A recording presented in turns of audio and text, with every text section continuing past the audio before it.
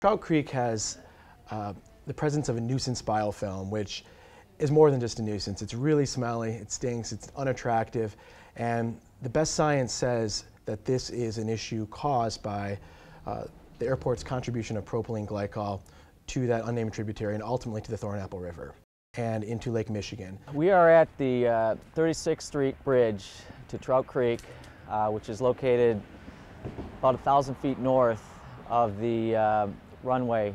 This section of creek is essentially the first 1,000 feet of natural line channel that is basically the focus of discharge from de-icing events at Kent County International Airport.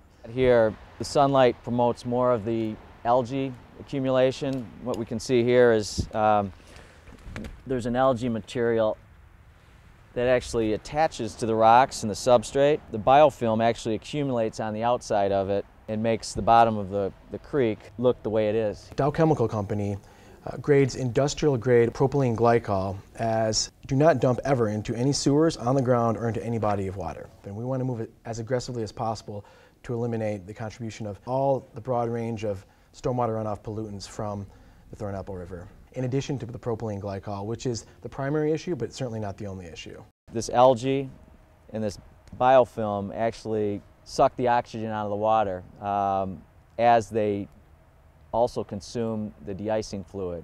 The oxygen consumption doesn't appear to be on the surface where the water is flowing freely. It actually appears to be within the pore space of rocks and the subgrade. If I turn this rock over,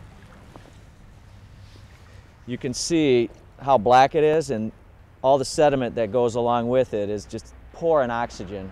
You know, this black is an evidence thing without even doing testing. So this oxygen consumption is taking place within these tiny pore spaces and in the sediments, not necessarily on the surface here. If we take direct readings of the water, the oxygen levels are pretty reasonable for this type of stream, but this is not. But as we move into the deeper pools of water, there's kind of a little faint blue-green discoloration. This blue-green discoloration is actually a turbidity issue that we haven't really figured out what cause and effect of it is, but it seems to relate to whatever discharge is in the water, where it tends to follow the flow lines of the creek, and it doesn't tend to go out to the edges. The edges are very clear, and it's very distinguishable. During some of the times, we actually observe a foam that assembles behind these log jams. This foam is kind of indicative of fats, oils, and greases that can also travel with the ADF. The ADF fluid is a propylene glycol, which is an excellent alcohol solvent, so it likes to carry other things that it comes into contact with, such as metals, greases, oils, fuels, lubricants, fertilizers, pesticides, you name it. It's eerily void of any real significant aquatic wildlife in these sections, especially during this time of the year. As we walk upstream, you'll notice there's a transition to a clay basin where the biofilm, even in shallow water, isn't blatantly as obvious. This originally was a smaller creek channel, just a babbling brook. The headwaters of this creek are on the airport's grounds.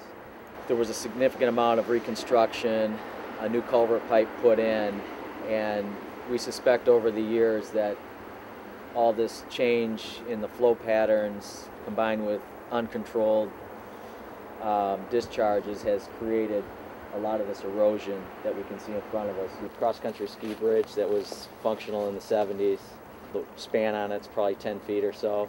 Looking at the channel width now, we're at least twice, if not 3 times larger than that span. We're at the culvert pipe. The CSX rail line's about 50 feet ahead of us here. As you can see, the biofilm does have a preference for anything that's got some pore space that's stable. It likes the concrete basin. If you look at the biofilm right at the spillway here, it's got more of a bulkiness to it and an orangish discoloration, but it's obviously thriving on whatever food source and oxygen it's getting from this particular environment.